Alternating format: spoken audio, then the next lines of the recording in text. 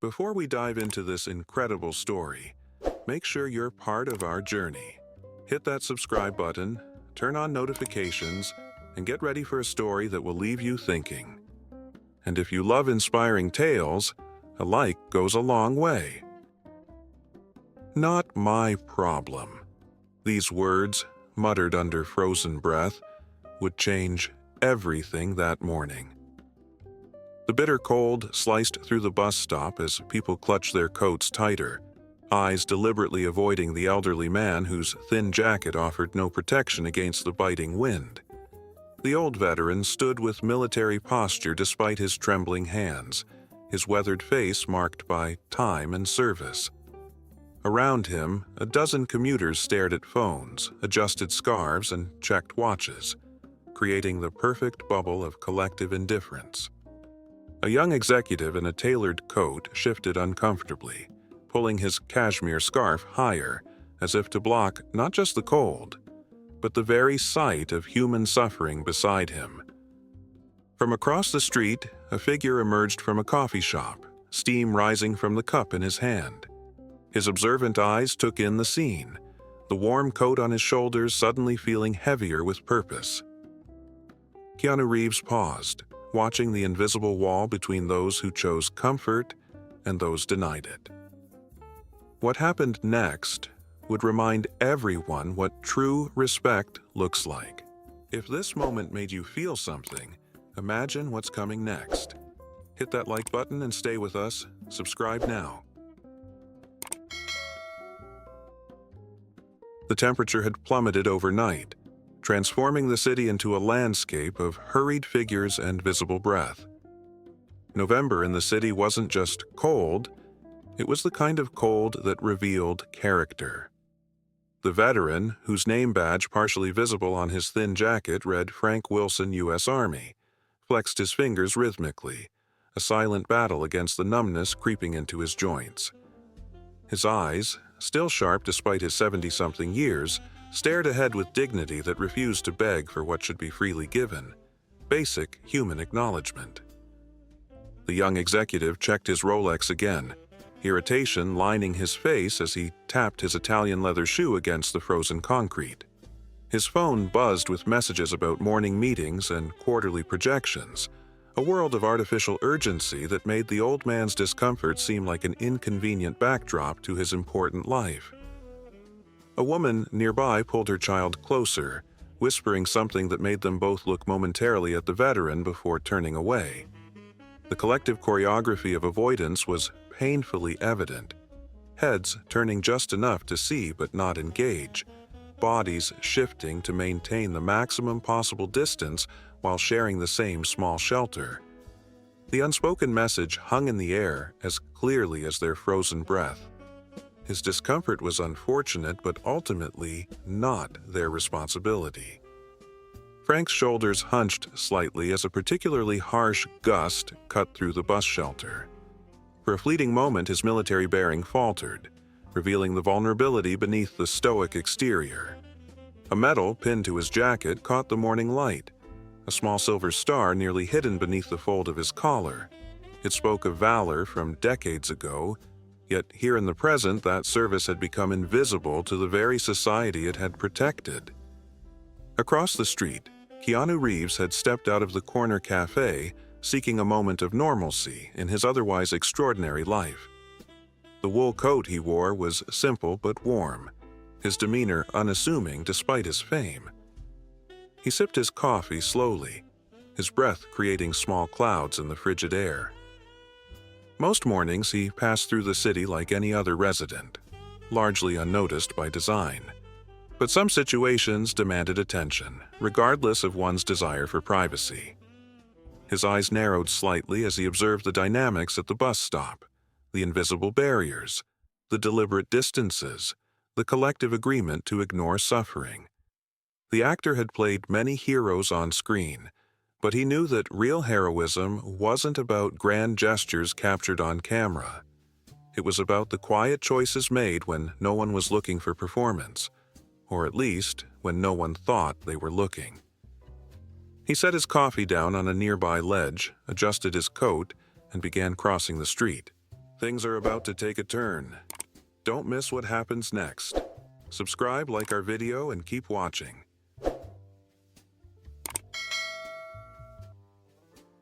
The executive's voice cut through the morning silence like the cold itself. Could they possibly run any later? He muttered loudly, making a show of his inconvenience. His eyes deliberately passed over Frank as if the veteran were merely another fixture of the bus shelter. Some of us have actual responsibilities to get to. The comment hung in the air, an implicit comparison between his own worth and that of others around him. A few uncomfortable smiles flickered among the other commuters, the kind of tacit agreement that comes from shared discomfort rather than genuine amusement. The woman pulled her child even closer, whispering something about being patient. Frank's expression remained unchanged, but his jaw tightened almost imperceptibly. Decades of discipline prevented him from responding to the casual cruelty, but it couldn't completely mask the hurt in his eyes. Keanu approached the bus stop quietly, his presence not yet registered by the morning commuters. He paused momentarily, taking in the scene with greater clarity now. The veteran's medal partially hidden beneath his collar, the slight tremor in the older man's hands, the executive's expensive watch glinting as he gestured in frustration. "Ridiculous," the executive continued, building momentum in his complaints, perhaps encouraged by the silent audience. "If I showed up to work as unreliably as these buses, I'd be—" He stopped mid-sentence as he noticed someone new had joined their reluctant community. His eyes widened slightly with the double take of recognition. Several others at the stop had begun to notice too, quick glances becoming lingering stares as they registered the presence of someone famous among them. The veteran, however, remained focused on the horizon, looking for the approaching bus, unaware of the subtle shift in the atmosphere. His hands had gone from trembling to nearly still, the dangerous stillness of someone too cold to even shiver properly.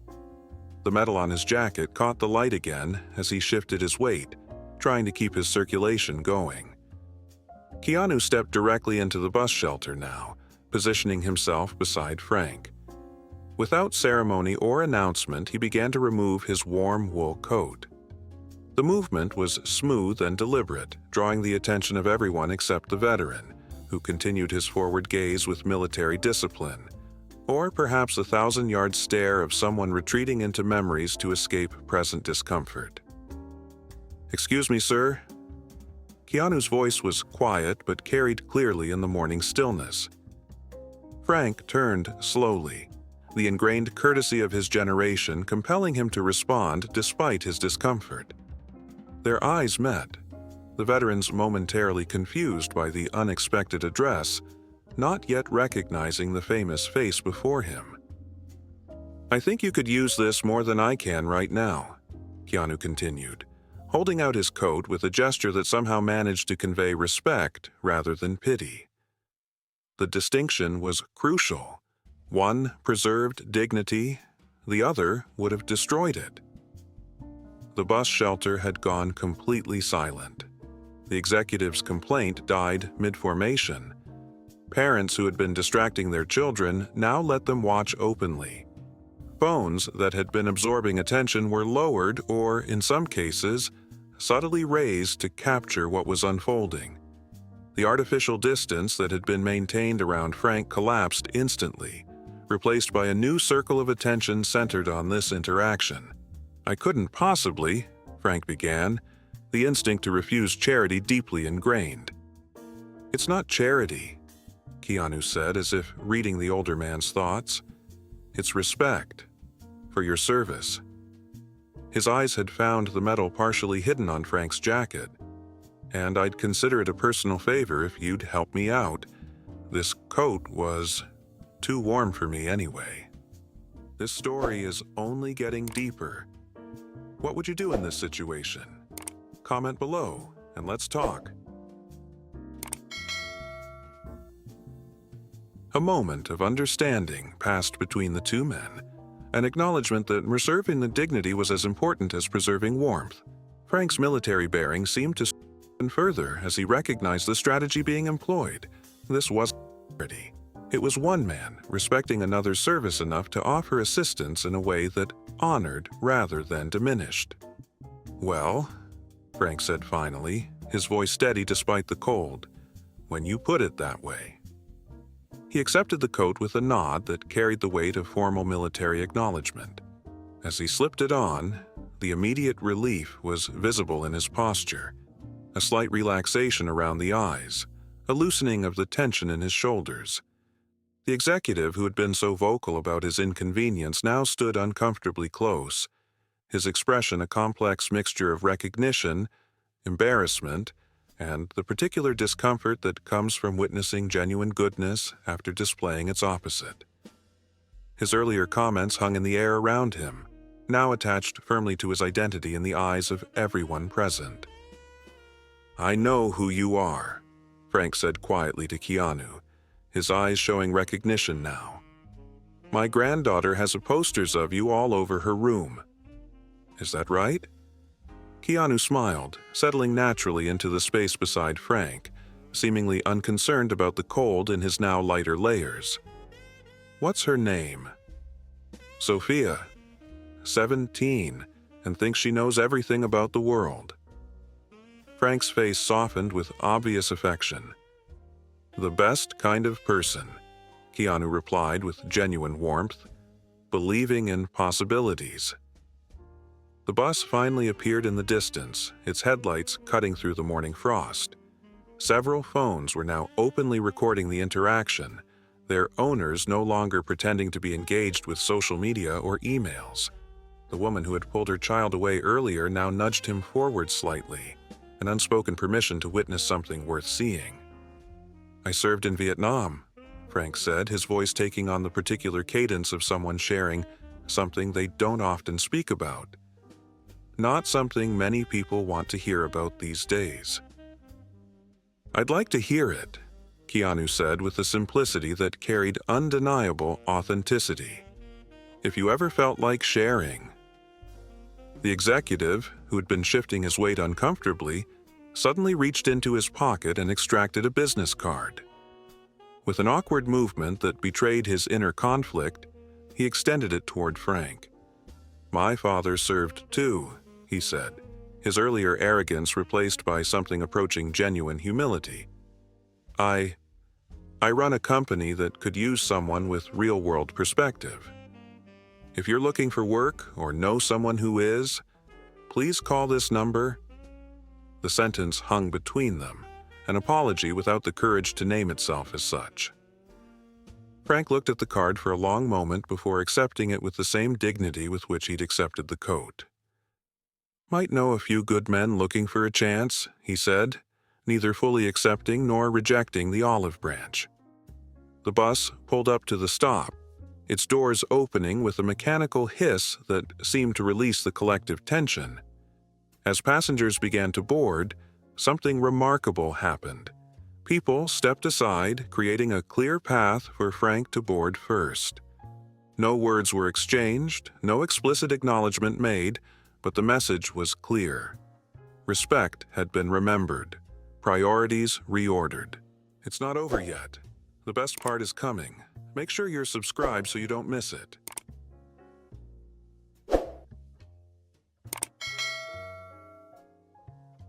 Frank paused at the bus steps, turning back to Keanu with the formal bearing of someone about to render proper thanks. "I can't keep your coat," he said, his hand moving toward the zipper.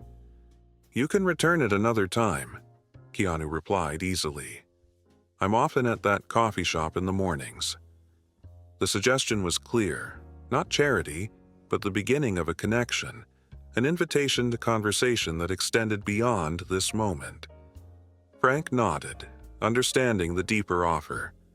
"Tomorrow then, same time, I'll bring the coffee." It wasn't a question, but a promise. Soldier to civilian, one man to another.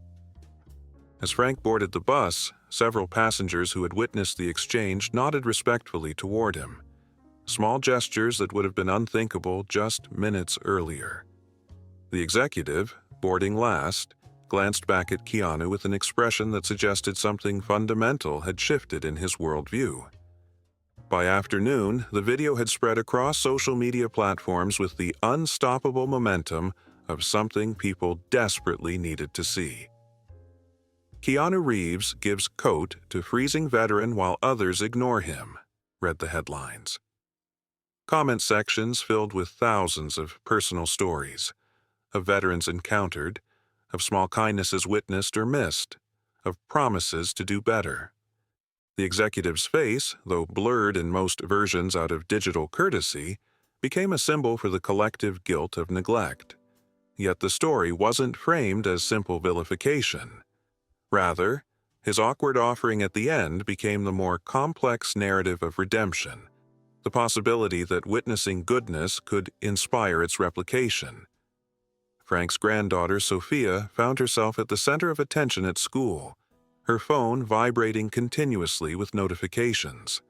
"That's my grandpa," she told her friends, her voice carrying a newfound pride that transformed her relationship with his military past. Veterans organizations reached out to Frank, not with charity, but with brotherhood, the connection of shared experience too often left unacknowledged. Keanu, when asked about the incident in an interview weeks later, deflected with his characteristic humility. "The real story isn't about me," he insisted. "It's about who we choose to see and who we choose to ignore. It's about remembering that respect isn't just words, it's action, especially toward those who served when many of us weren't brave enough to." The coffee shop where it all began reported a curious phenomenon in the weeks that followed. Regular customers noticed an elderly veteran and a Hollywood actor sitting together several mornings a week, engaged in conversations that made them both laugh and occasionally fall into thoughtful silence. More significantly, they noticed other veterans joining, the table gradually expanding to accommodate more stories, more connections. And at bus stops throughout the city, people began to look up from their phones more often. Subtle nods of acknowledgement became more common. Small conversations emerged between strangers. Not a revolution, perhaps, but a ripple of change. A reminder that true respect isn't about grand gestures captured on film, but about the simple human acknowledgement that everyone deserves to be seen, especially those who once stood guard while the rest of us slept safely in our beds. Wow, what a story! If this moved you, imagine what else we have for you. Hit that like button, drop a comment, and let us know what you think.